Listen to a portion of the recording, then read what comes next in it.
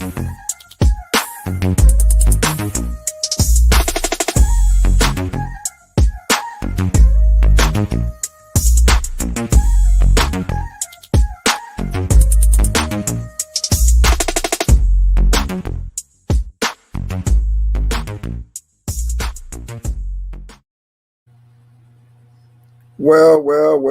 Greetings, everyone. Welcome to another episode of Let's Talk Family, a show dedicated to providing information and resources to make families stronger. If we have stronger families, then we have stronger communities, and that's what it's all about. Hey, before we go any further, I want to go ahead and say like, share, feel free to comment throughout. It's all about the interchange. It's all about the conversation. So definitely feel free to comment, and we will get those comments onto the show if they are appropriate. But definitely do that. Today I have a very special guest. I love her story, and we'll definitely get into that. But I love her story that she's going to talk about. So today, please welcome in Dr. Wendy Lebet. Did I say that right? It was Labat, but I'll answer Labat. anything. Welcome. It's such a pleasure to have you today. Well, thank you for having me. I appreciate it. All right. So go ahead. Tell the viewers a little bit about yourself. Okay, well, I am an award-winning entrepreneur, a two-time best-selling author, a global streaming network TV producer, business strategist, and an international speaker. Kind of sums it up.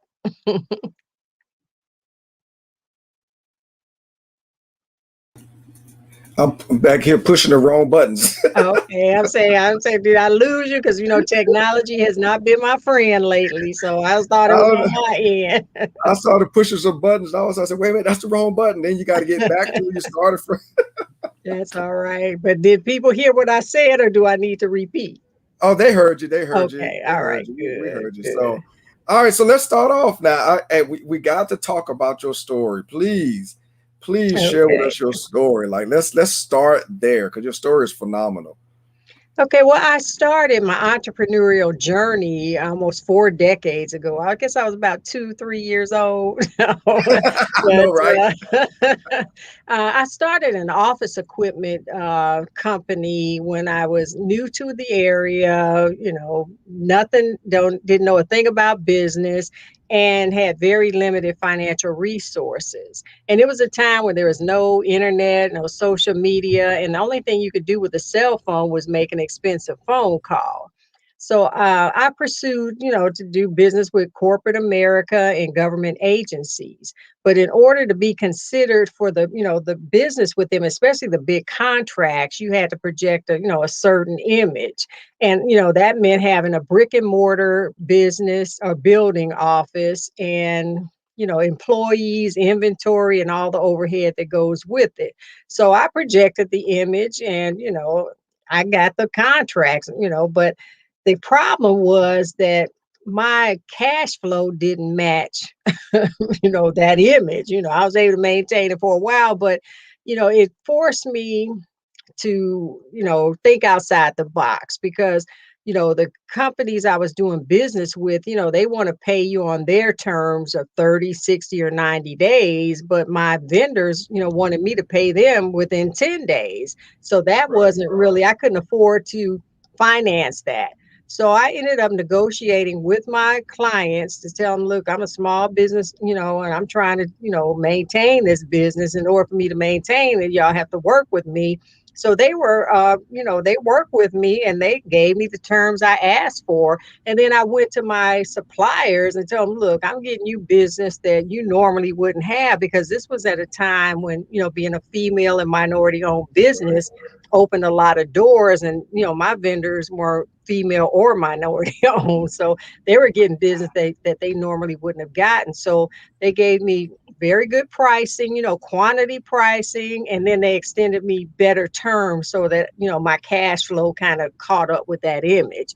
And those challenges, really taught me some things. 'Cause like I said, I was a rookie business owner. I didn't know about business, but I learned real quick. When the money gets tight, you learn real quick. So, like I said, those challenges really, taught me some things and helped me be a savvy business person.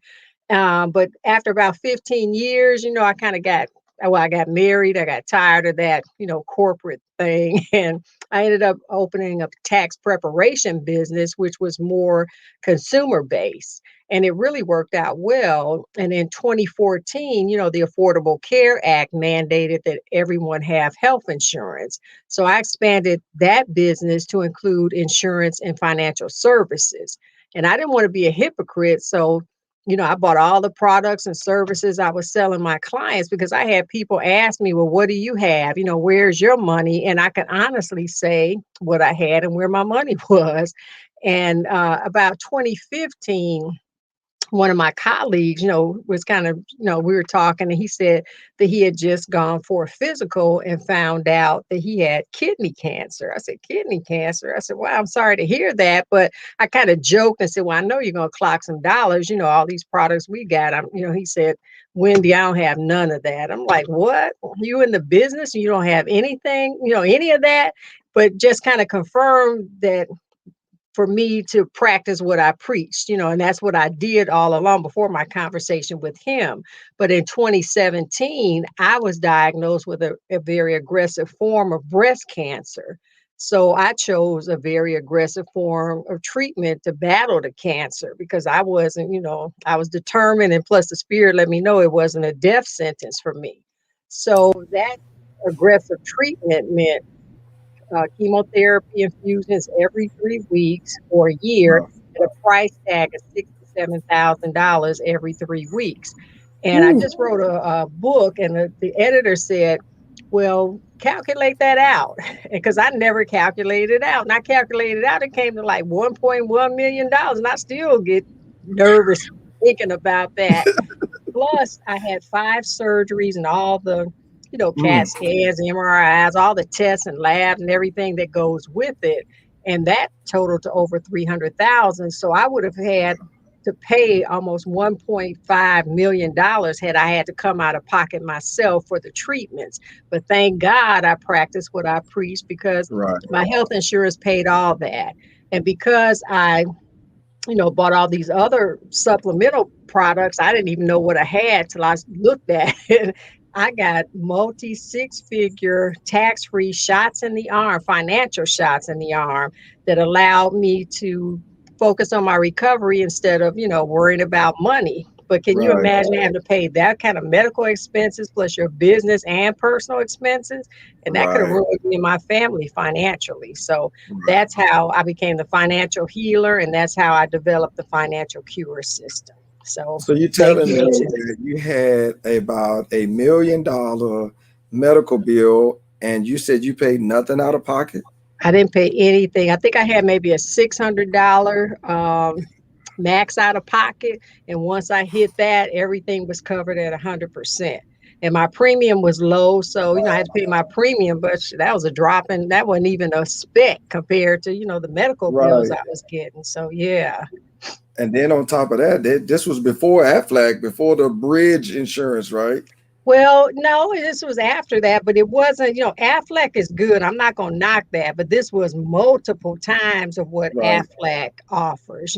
This is significant. Like I said, this was Right. multiple 6 figures and it's tax free.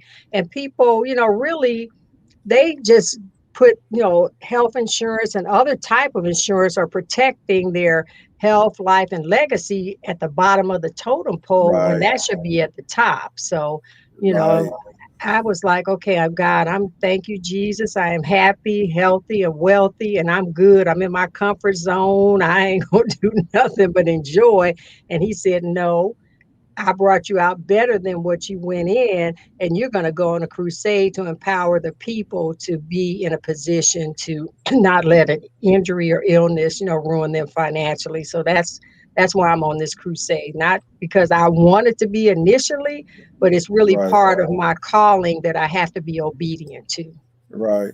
It's. I mean, it's the one part before we move on. I just want to stress like that is a perfect story of why health insurance is so important. Because, I mean, like you said, that could have crumbled, that price just 1 week. You say every two Hmm. weeks, I think you said Every just one 3 of those weeks. payments. Hmm. Yeah, just one of those payments, then followed by another one 3 weeks later. Yeah, Hmm. you are a walking, living example of why Yes. health insurance is very important. Very important. And one thing I do want to know while we're talking about health insurance, I'm not sure, I just want to say that the open enrollment for, getting help to get health insurance Mhm. is on now until August 15th. So people need to take Right, advantage of that because you can get it dirt cheap. right. And you never know. It's one of those things until you need it. You don't realize how much it's worth. That's true. There's a famous comedian that always says, if you got a Netflix subscription or if you got any subscription and no health insurance, your priorities are backwards. That's So, true. yeah, you can afford to That get is your true. nails done every week. He said you can afford to get health insurance. And so, yeah, that right there is just a perfect example and reason why. So you said you're on this pursuit, this crusade now with the Yes. financial cure. What is the financial cure? Well, it's my financial cure system. It helps you overcome the obstacles to, optimizing your financial health. Because people put focus on, mental health and physical Right, health, but there's no emphasis on financial health. And then right, they conflate and confuse financial literacy with financial health. But the right, problem with that is you can be financially literate and still have poor financial health. You can have terminal financial health. right, And you have to know the difference. You have to understand it because if your financial health is bad, then your mental health is going to be bad and your physical health going to be bad. So, you got to understand it. You got to, look at it and you can't, bury your head in the sand about it. And a lot of people right. do that. So that's what I do to help people, diagnose their financial health to see where they are, a realistic look at where they are, and then, Right. find out where they want to be and help them develop a strategy to get there. Right. And lately everybody's talking about, getting the bag, getting the bag, getting the bag, talking about the money bag. Hmm. But what good is having the money bag if you don't know what to do with it? That's true. What's the cliche? A fool in his money will soon part. That's true. Now, Yeah, one thing I quote a saying by Robert Kiyosaki. It's not about how much money you make; it's how much money you keep, how hard it works for you, and how many generations you keep it for. yeah, And I like Dr. George Fraser. He says, most cultures prepare for 3 generations, but we prepare for Saturday night. And we got to right. stop preparing for Saturday Yeah, night. So yeah, it's all about knowing what to do, how to do it, and preparing for the future. It's unfortunate that so many people, don't have coverage or the proper protection. If somebody dies, they're doing GoFundMe, or if somebody gets sick, yeah, they just right. struggling, and you don't have to, you have to, get that mindset right. Yeah, there's a lot of people out here with a GoFundMe life insurance policy. I know that's right. But hey, GoFundMe ain't guaranteed. That's Right, for sure. right.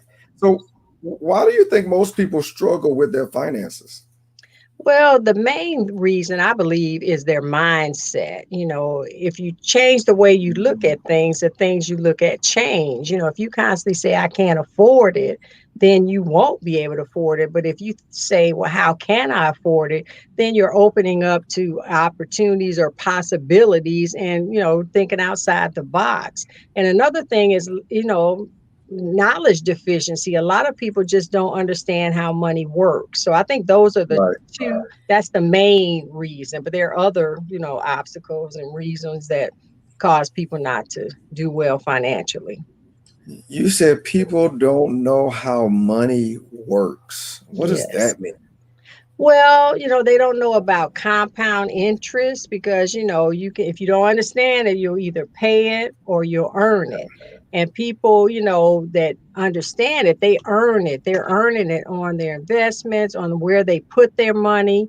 And then the people that don't understand it, they pay it when they're paying the minimum amount on credit cards or getting these payday loans or high interest, car notes if they're renting versus buying. And, it's things like that. You have to understand how things work to position yourself to be able to, optimize your financial health.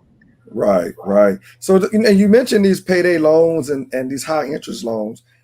Does your system work for someone that's living paycheck to paycheck? It does, because the first thing we focus on is the mindset.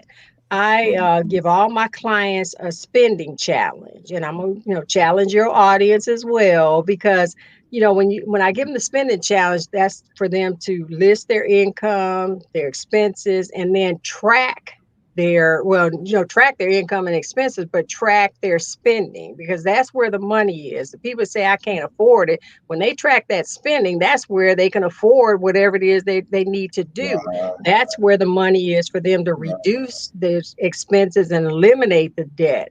So, and then the income, a lot of people just look at the traditional income of, your wages or your retirement, but they don't consider other things like tax refunds, stimulus Mhm. payments. They don't look at that as income. They look at that as, hey, I can go spend this and I don't have to do Right, anything. I'm splurging with this, but you can't do that. You got to right. understand.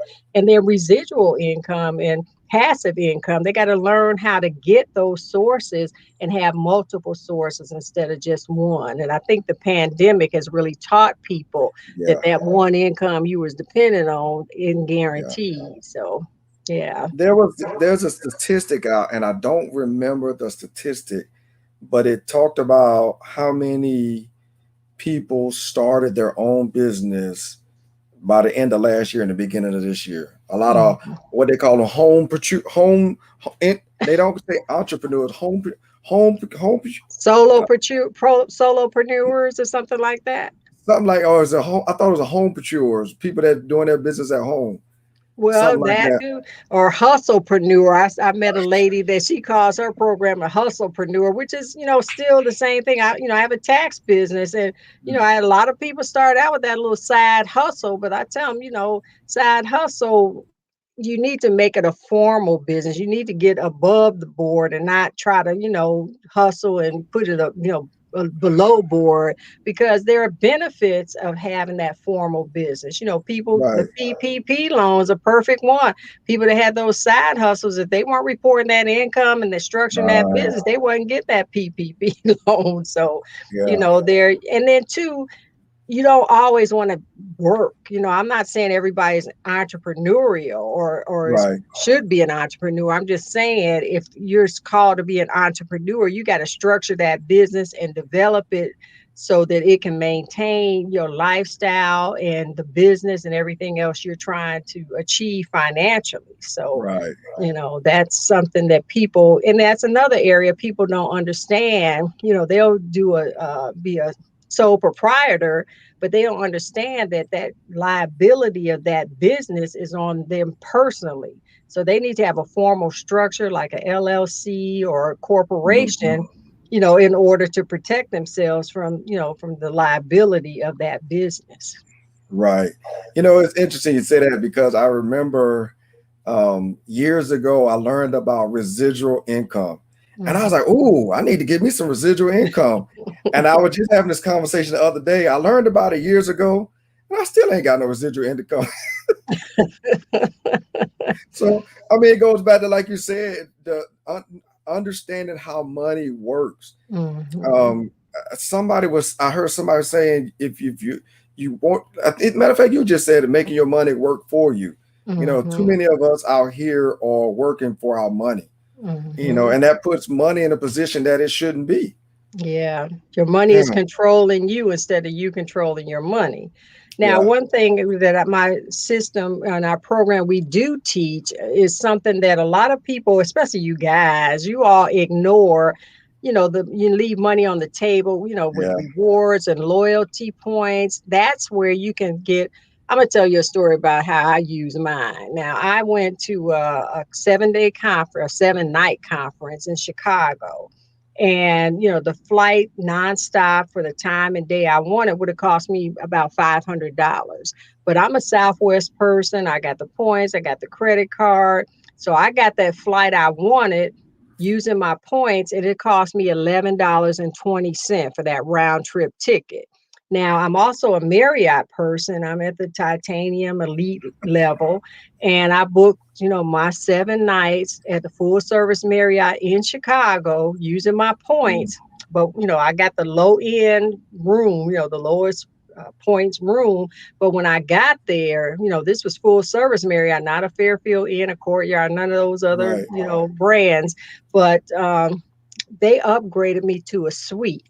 And being upgraded to the suite and being at the level I am, I got to eat in the club room. So I had for breakfast, I had the croissants and, all the fresh pastries, smoked salmon, fresh fruit, the coffee, specialty water, all that.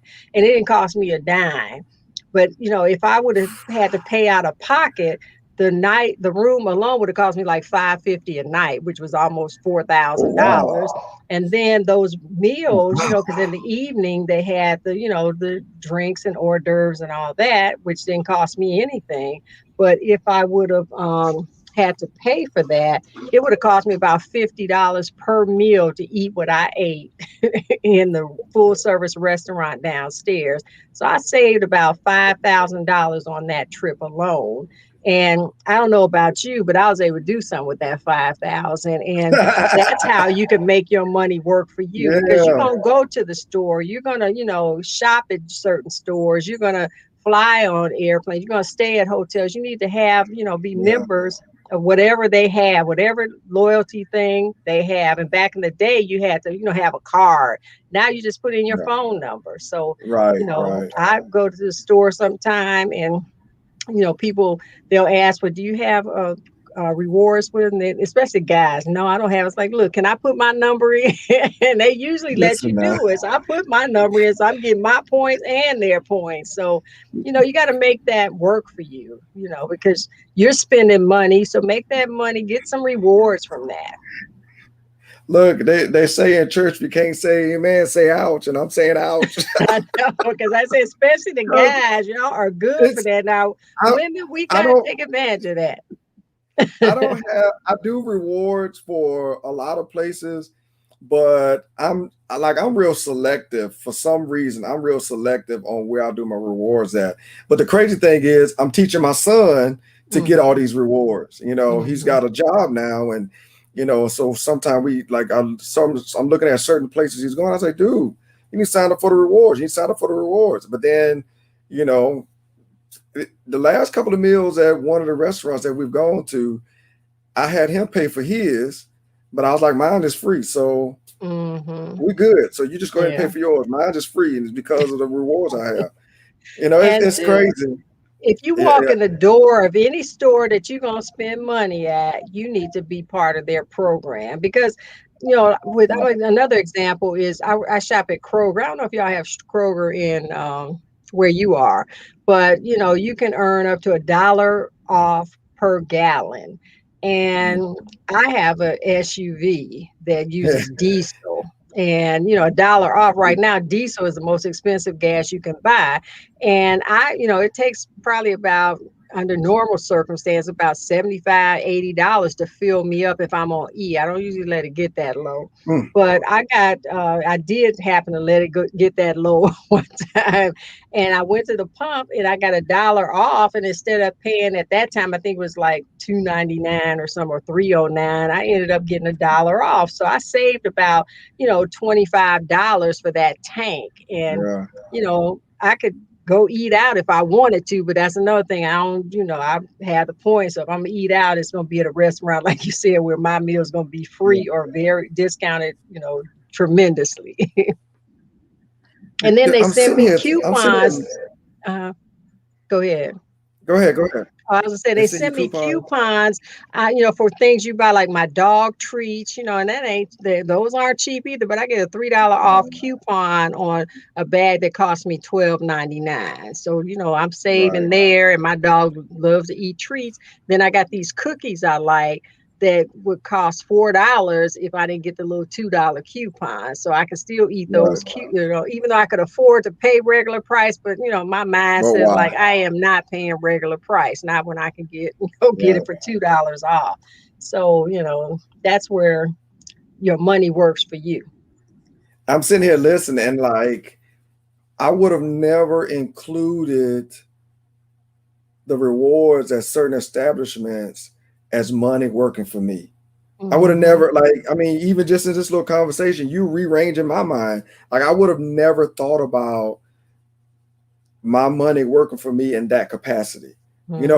You think of it as I frequent here and I'm just going to take advantage of the system that they're providing, not realizing it's your money working for you. If Hmm. I'm going to frequent this establishment and they're going to reward me, because that's really what they're trying to say. That's what they're We want doing. you to come Yeah. back. We want you to come back. And since we Hmm. want you to come back, and we want you to come back, so we're going to give you, like, matter of fact, I just went and purchased some bread from a grocery store. And I walked out the store without even opening my wallet because I was able to put in my rewards and use my Hmm. reward points. I just thought about that. So, but I would have never thought about that as being considered as my money working for me.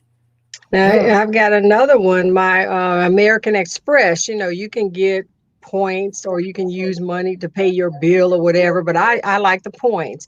And I used mine to just recently, we have a refrigerator in our garage and it was acting kind of crazy. So I went to Home Depot. I got me enough points to buy $800 uh, silver.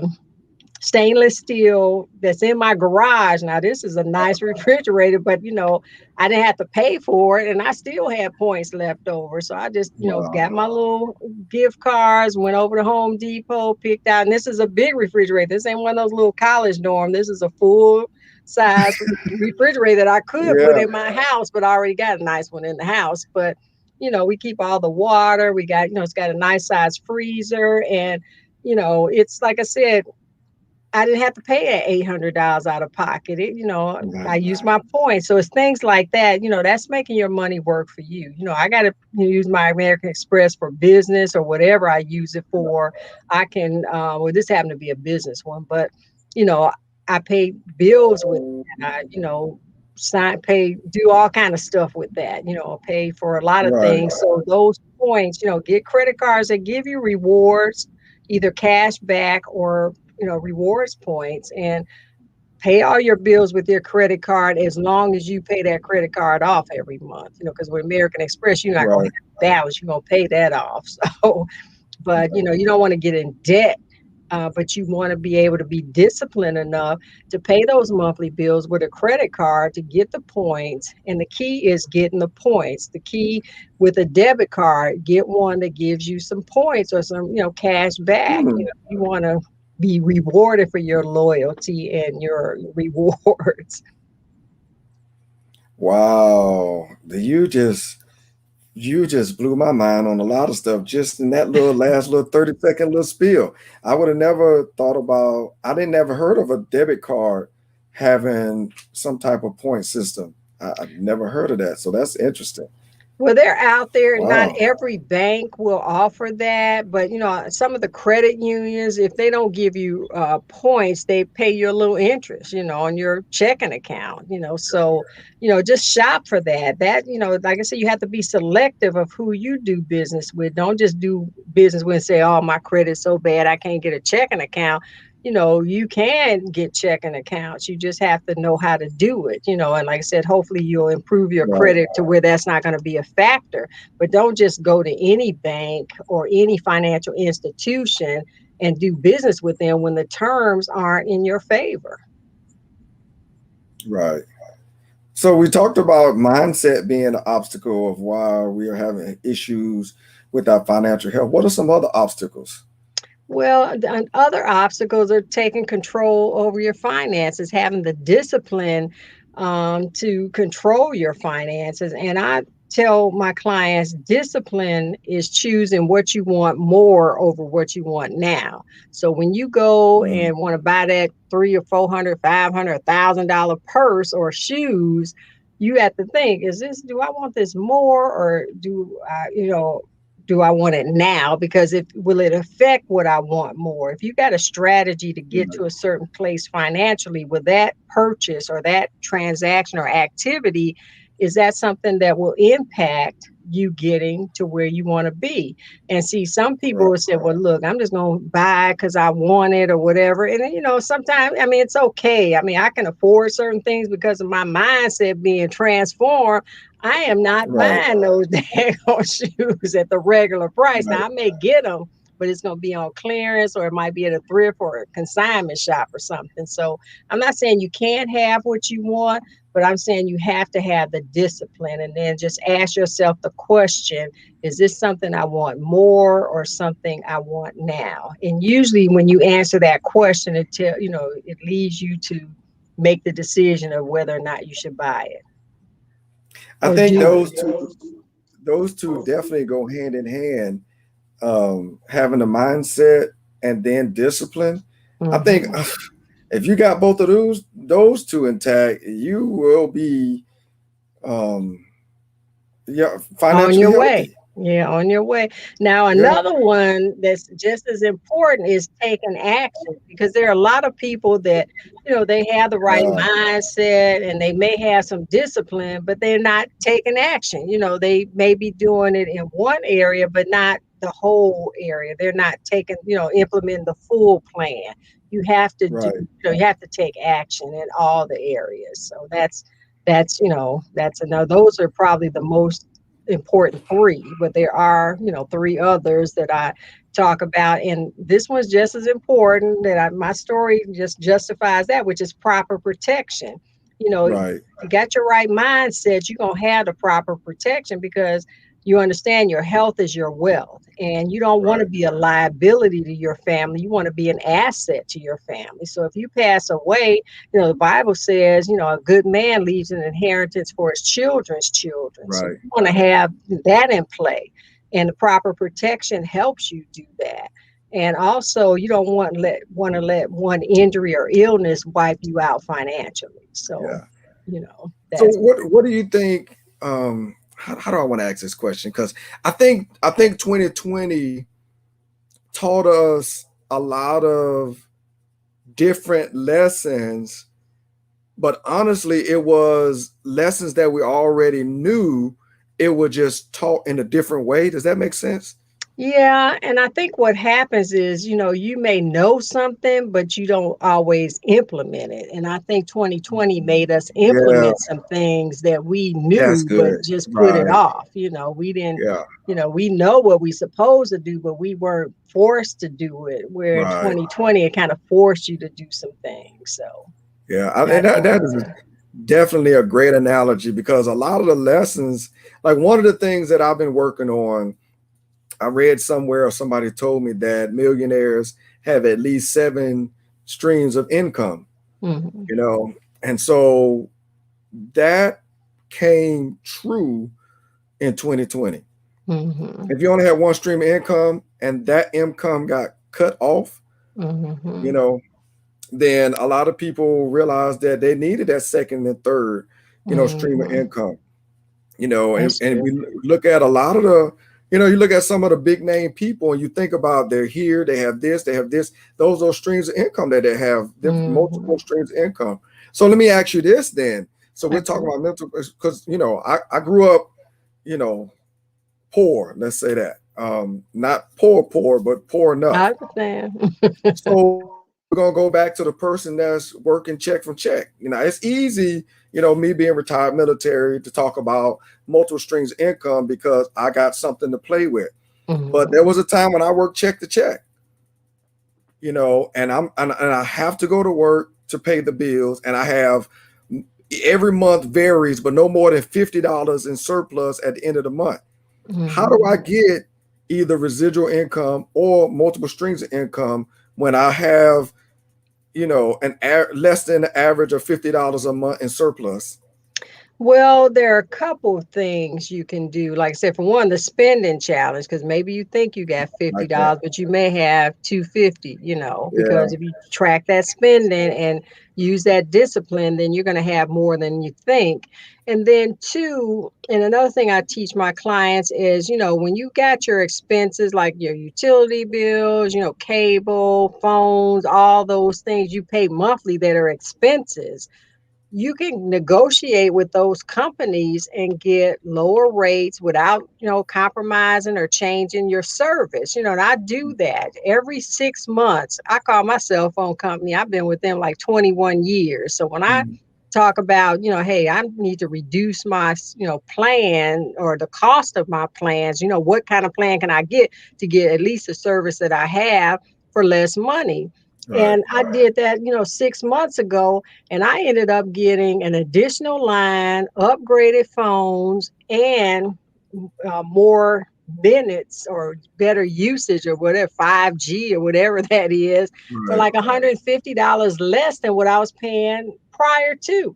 And I'm like, I've been with you all these years and I got to call you, but I do it on a regular basis because I know every time I call, I get a reduction in the cost without a reduction in my service.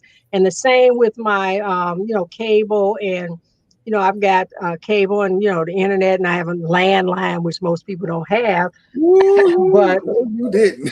yeah, I do, because hey, I'm old school. And then when cell Yeah. phone and towers are down, my landline is working. But I needed to get 5G for my internet service, and I'm like, hey, I got some premium channels and all that. So like, hey, I need some help. I've been with them 20 something years. So Yeah. I was like, what do you have now that I could take advantage of that's going to reduce my monthly payment without having to reduce any of the services that I have?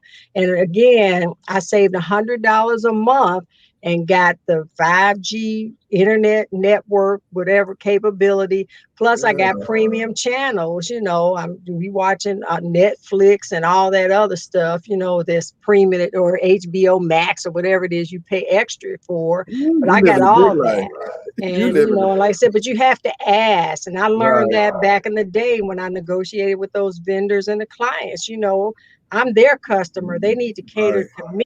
And you have to realize that, hey, there are so many, utility companies, cell phone companies out there. I could take my 21-year business somewhere else. So you have to have the mindset that you're the customer and they need to cater to you. Don't go in there thinking that, yeah, they're the company and you got to cater to them, because you don't. You're paying them and you're paying Right. their salaries, or their overhead. So, Right. you have to go in with that tone and the, mindset. So, You got me thinking about the cell phone wars in the 80s. You remember that? Were you a part of that? mhm. Yeah, I was. And that's back, like I said, when the cell phone, all you can do is make an expensive phone call. Excuse me. Yeah. So I know exactly. And that back then, I lived in a small town outside of Atlanta. So it was long distance for me to call Oh, into wow. Atlanta. So I remember that Yeah. well because my phone bill was expensive. So I know Yeah. exactly what you're talking about. But Yeah. It's man, it's a, you know what? It's so much money on the table. It's just ridiculous that we mhm, have. I was thinking about when I first joined the military and I was stationed in Fort Hood, Texas, and my father came to visit. And when he got there, he had car trouble. So all the money that he needed for the trip, he said, son, he said, I got here, I got to leave tomorrow. It was like that's all I have enough money is to get home. I was like, mhm, Pop, I don't want you to leave. I said, you stay here for a couple of days, I'll pay for everything. mhm, And I was young soldier, had no bills, lived in the barracks. And so I was, trying to figure out how to make $1 out of 15 cents, mhm, and he stayed there like 4 days and I paid for everything, while him, and it wasn't just my father. It was my mhm, father and two of my brothers and one of my sisters, mhm. so I'm feeding, you know, five people every day, Yeah. you know. And the crazy thing is, when he left and I looked at my account, this when I knew it wasn't money problems, it's money management. When I looked at Mm-hmm. my bank account, I was not hurting at all. That's good. And I was That's good. like, because I'm sitting here at that time thinking I'm living from check to check, but I was like, that didn't even put a dent in what I was Mm-hmm. doing. It was literally me shifting my money from what I normally would do that month to taking Mm-hmm. care of my father, my brothers, and my sister. And that's when I was like, I don't have a money problem. I got a money management problem. That's what the problem is. I'm not, and since then, and that was, 25 years ago, and since then until now, I've been reprogramming and looking at more of how to make my money work for me because I am Mm-hmm. tired of working for my money. Girl, listen. I already know. That's what Warren Buffett says. If you don't learn how to make money in your sleep, you're gonna work until you die. Yeah, And hey, if I want to work, I'm an entrepreneur, so I'm gonna always have something going yeah, on. But it's not work. It's what I'm yeah. either called to do or what I want to do that I just happen to make money doing. So, people have to realize you don't want to trade time for money. You want money to Right. work for you. And see, we straight, back in the day when I was younger, you wanted to work the overtime and get all the extra double time and a half and all that. But that's because, young, you don't know any better. But Yeah, once you learn about how to make your money work for you and learn those entrepreneurial principles and yeah, basic principles that, keep you on top of the game, then you won't go back. And if you go back, yeah. it's just for a minute and you snap out of it because you say, "I'm God I can't spent do this. I this. could have Yeah. got it like that." So It's it, yeah. it this goes back to what you said when we first got started, the difference between having a side hustle and getting your LLC. Hmm. Because when tax time roll around, them side hustles don't mean a thing. They sure don't, They don't mean a thing. But when I put my LLC on there, hey, hmm and I have a friend that we were talking the other day, and she mentioned that she's trying to get another job. I was like, don't get another job. I said, start a hmm business. Start a hmm business. And she was like, why? I said, because you get another job, that means you're paying double the More amount of taxes. taxes. Right. So Hmm. you're paying taxes on both your jobs. So you're actually losing money. I said, but start a business. And then you can you can balance that off a little more, And see, I used to do Mary Kay, and I ended up, being a team manager. I got the car. I didn't get the pink Cadillac, but I got the red Grand Am. And so my team, I used to try to educate them. But even when I Yeah. was doing Mary Kay, I had been in the other business for years, so I knew about business. Right. And people would come in and they, struggling and all that. And I said, look. I'm not saying don't get your hair done and don't get your nails done, but I'm saying you can do your hair yourself for a short period of time, at least till you get this going. I said, but sometimes you got to take your rent money, buy you some product, and you got 30 days, to Ooh. turn it over, which will give you your Ooh. rent money and some Plus. extra and some inventory that'll keep you going. I said, but you can't get that inventory and sit on it and think it's just going to sell itself. So Yes. if you're serious about, getting ahead of the game and, you know, doing the business, because Mary Kay, I said, when I got in there, I had been in office equipment, 15 years in that business. And I'm like, I should have joined Mary Kay and learned for $105 what I spent tens of thousands learning at these seminars and stuff. Because they Right. break it down. They tell you Yeah. everything, tell you how to manage your money, how to do your inventory control, and you just have to have that mindset and Yeah. discipline. And I tell people, I don't really sympathize with you. Not saying that you can't, I sympathize with the fact you ain't got no money, but you got a job and you got a paycheck and you can make that work for you, but you Yeah. got to get off your butt and do what it takes to get it done. Because you do that 2-3 months, then you on top of the game. You got your Yeah. client building, you got product, you got money, you paying your bills. So there's a way to do it. And that Yeah. second job, just, I'm not knocking jobs, but I've been an entrepreneur, like I said, for almost four Yeah. decades. So, and I'm only, 45. So, Yes, Lord. yeah. So and that's what I'm supposed to do. I thought Yeah. I wanted to be a medical doctor, but I'm a doctor of business Mm. administration. That's what I got my DBA, my doctorate in, and it's in entrepreneurship. For years I Mm, thought I was supposed to be a medical doctor, but God yeah, said, no, I'm going to make you a doctor, but you're going to be a doctor in the area you're supposed to be, which is right, entrepreneurship. So, right. It's man, this has definitely been an enlightening conversation because it's just so much money we leaving on the table that mhm, is right. I mean, like you haven't said anything different. You haven't said yeah, anything outside of the ordinary. You have not said, except for the last challenge you said, you have not said anything outside of what I can do if I was living check to check. Had I met mhm, you 20 years ago, I'd be in a different place than where I am right now, because you would have helped me to see. Granted, we didn't have the same rewards opportunities back then as we yeah, do now, but we still had ways of doing things, And so, mhm, had I known that back then, what I could have been doing a little bit here and a little bit there, I would be in a so much better place. And I'm not even upset where I am, but who don't want to do better than what they that's are true. And doing it's less never too than what late they to did? start. Never too Right. late to start, Yeah. because, and then even if you know and you do it, hey, I backtrack sometime, and, sometimes like we went on vacation and it was Father's Day, and we like Ruth's Chris Steakhouse, so it was me, my husband, and my sons. Now they Mhm. don't have a rewards program, Right. but I ended up spending like $300 for that dinner, and I'm like, shit. Even though I could afford it, it's like it hurt my heart to spend that kind of money on food. That and I told my sons, we taking everything y'all don't eat is going back with us because y'all gonna eat this $300 meal. But it's like I said, it's just a matter of I don't like to waste, and Yeah. especially my money. Right. Right. But Right. but we could do it. I was glad I was able to do it. I'm glad we did it because it was a really memorable moment. But I'm like, shoot. And then we had our 30th anniversary. We're in Chicago, Mm. and we went to Congratulations. Perry's Steakhouse, which I never. That was my first time going there. And that food, we had pork chop that was this big, looked like it was like a roast beef or something. If I would have known it was that big, we would have ordered just one. But it was I me know, and my right? husband. We had each of us. We took that bad boy back to the hotel. It's like we gonna eat this thing, but that dinner was like $250, Yeah. but it was our 30th anniversary. It's Yeah. worth it. I got my Right. man, my husband, I've been with 30 years and I still Say that. like Say and that. in love Say with him. that. I'm spending that Yes. $250 Yes. to treat him. So Yes. like I said, but it's the thing that if you want to do it, you can do it, and money's not going to be a factor.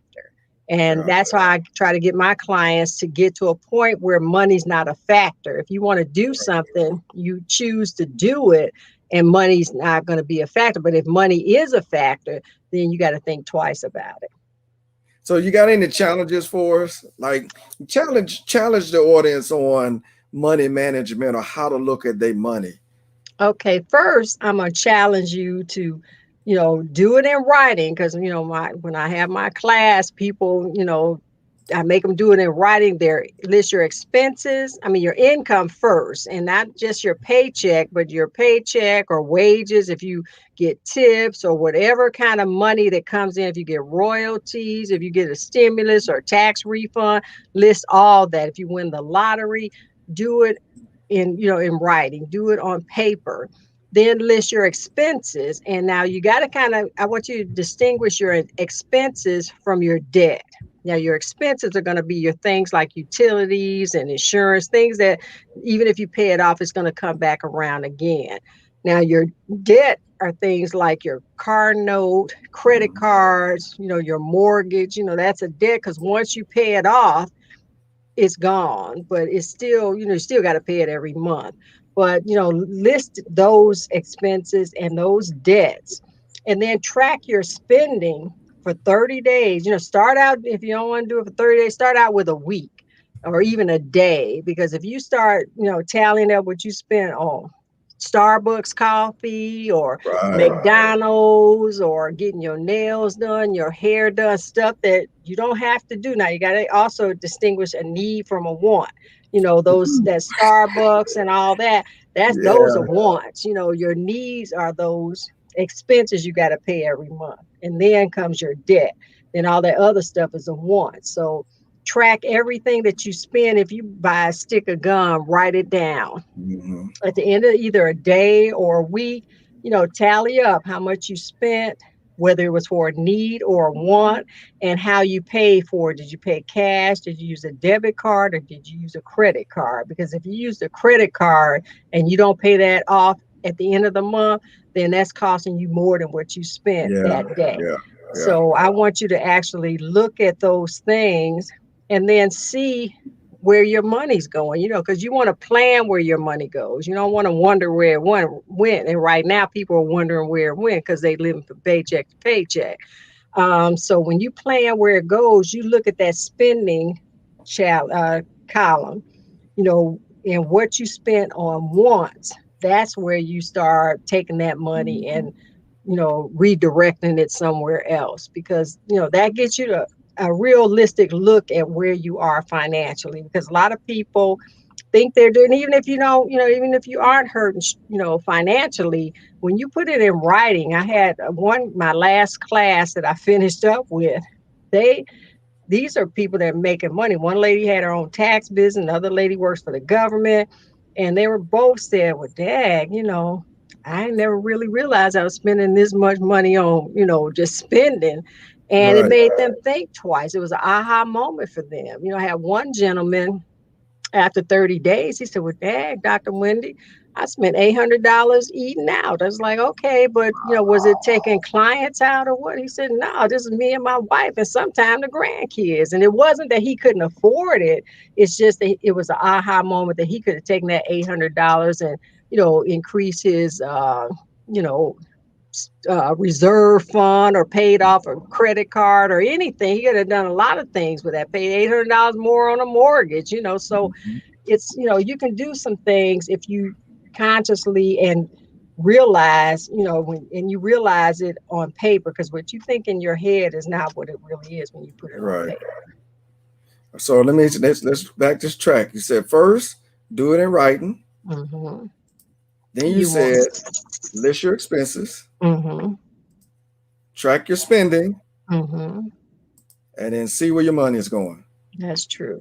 All right. Okay. All right. That's good right there. That's simple.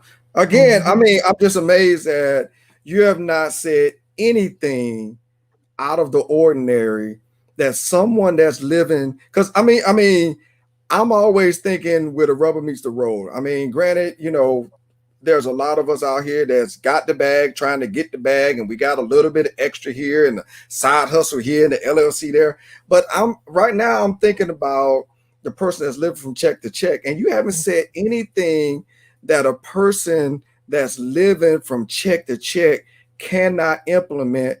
And granted, of course, we want them to come to you for the expertise and you for the guidance, but they can just listen to this and do this to afford to come talk to you. That's That's true. what I love about that this show is because you haven't said anything else. You haven't said go purchase this or go do that. You told me to look at what I have and what I have, what I'm doing with what I have, and that's the beginning of financial health. Hmm. That's Wow, true. that's That's all right. true. Well, Because that's this has been great. This well, this great. has I'm been glad great. to hear that. Yes, this has been great. So go ahead before we close out. Tell us about any specials you have. Tell us about I think you got two books, you got a website. Like, tell us a little bit about yourself, how the viewers can come back and get in contact with you. Okay, I do have a 6 week master class called Optimize Your Financial Health. And you can go to thefinancialcures.com/money and register for the course. And if you put in the code DRL, then you'll get a $500 scholarship toward the program.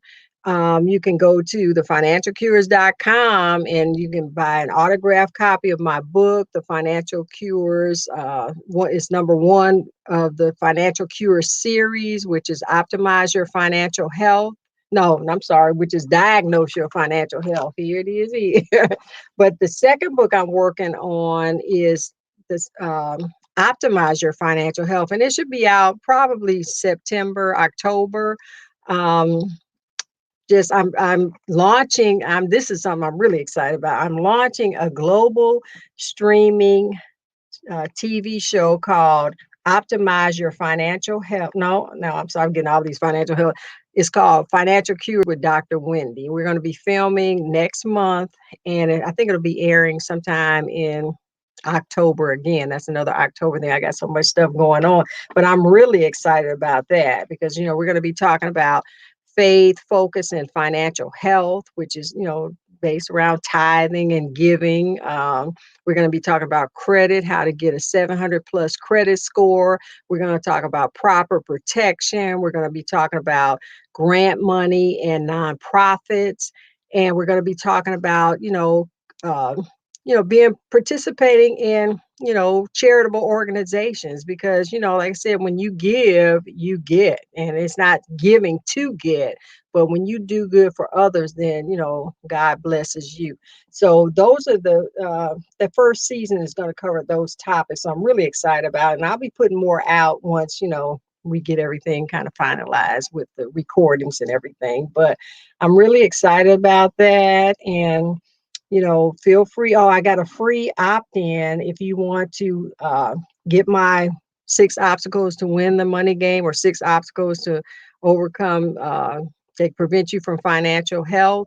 Then you text the word guide, GUIDE, to 770-796-4944. And that's guide, GUIDE, to 770-796-4944. I guess I've loaded you all with enough right now.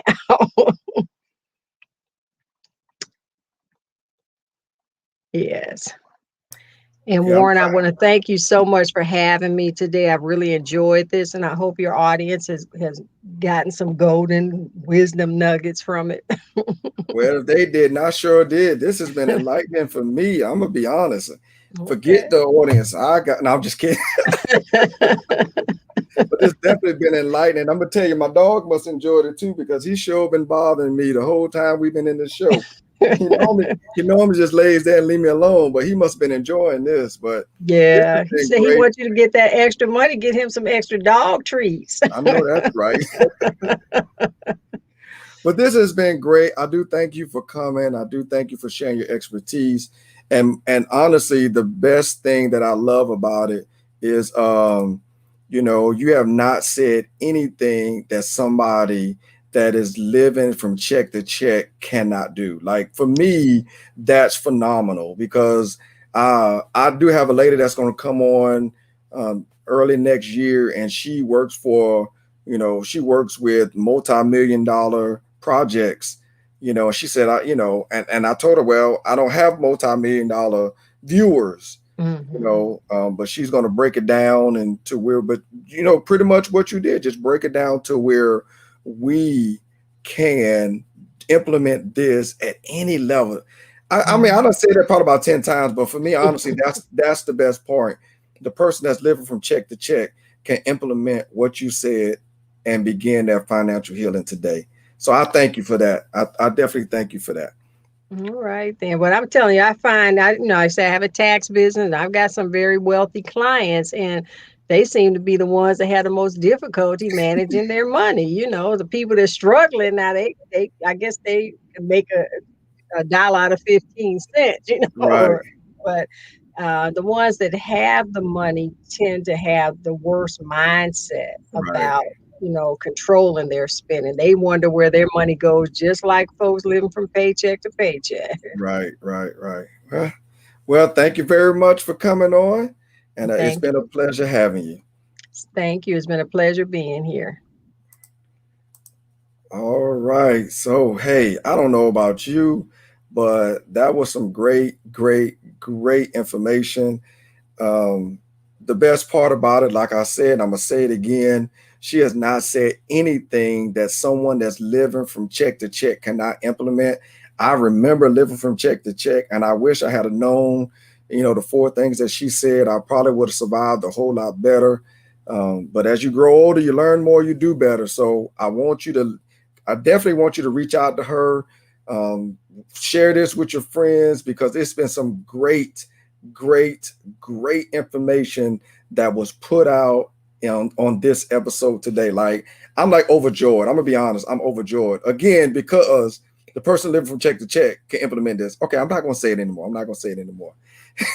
All right, let me go ahead and tell you a few things that we have going on here in CJLIM Enterprise. I'm getting better at sharing my screen, so let's see. All right. All right. So the first thing we're going to talk about is my upcoming class. I have started my um, series again. I started a while back and fell off. I'm in my master's program, y'all. Y'all just gotta bear with me. But this month the topic is the perfect person, but the perfect person, but in other words, you found the perfect person, and you can see you staying with this person for a long time, but there's just something about that person that I need to change. So this filling in the cracks relationship series is geared toward anyone that wants to strengthen their relationship. All right. So the next class is for this particular one is July 20th at 1 p.m. Central Standard Time. You can go to my website, www.warmmrbowtiefeaster.com to register. The next Let's Talk Family show, we're going to have Miss Tanya E. Hood come on and talk about healing after divorce. Let me tell you why I am excited about this show. You know, I'm in the business of restoring relationships, making marriages stronger and healthier. And I have an issue with divorce. And so I want to bring in people that talk about divorce because I understand that there are some families out there that are really struggling with divorce. So I have two shows back to back. Miss Tanya Hood is the next one that's coming on, and right after her is going to be another lady. Her flyer has not been approved yet, so I don't have her flyer up here. But the next show is going to be Healing After Divorce. So if you are struggling with divorce, or you have recently been divorced, or actually just been, not even recently, but you've been divorced, come on in and let's hear about what she has to say. She has a very awesome story, very awesome story. So come on July the 24th at 6 p.m. right here and listen to what Miss Tanya Hood has to say about healing after divorce. And I don't know if you know it, but my year anniversary is coming up. It'll be Let's Talk Family 1 year anniversary edition. So I'll be the guest, but I have a special guest host that day. And we're just going to talk about what we did for the year with Let's Talk Family. And then we're going to talk about what we're going to do in 2022 for Let's Talk Family. I'm excited about, you know, the rest of the year and the beginning of next year. We already have shows lined up and everything. So I'm very excited about it. So come on August 21st. That show is going to be a little bit later due to the guest host. But either way, that'll be right here. Come on and check us out. Would like to thank my sponsor, Joey the Jeweler. If you would like to be a sponsor, feel free to get in touch with me and definitely look into giving you the information on being a sponsor. So this has been a great show. I just want to thank you again, Dr. Lebet, for coming on and giving us such great information, such practical information that can be implemented. Again, I said I wasn't going to say it, so I'm not going to say it. I want to say it so bad, but I'm not going to say it. Been another episode of Let's Talk Family. Thank you for coming in. Thank you for being here. If you would like to be a guest or know a show that you want to be on here, or you know somebody that'll probably benefit with putting out the information, definitely get in contact with me. You can reach me through my website or the email address cjlimenterprise@gmail.com, or you can call me 931-320-9809. We'll be here every other week because at Let's Talk Family, when you're here, you're a family. Thank you for coming out.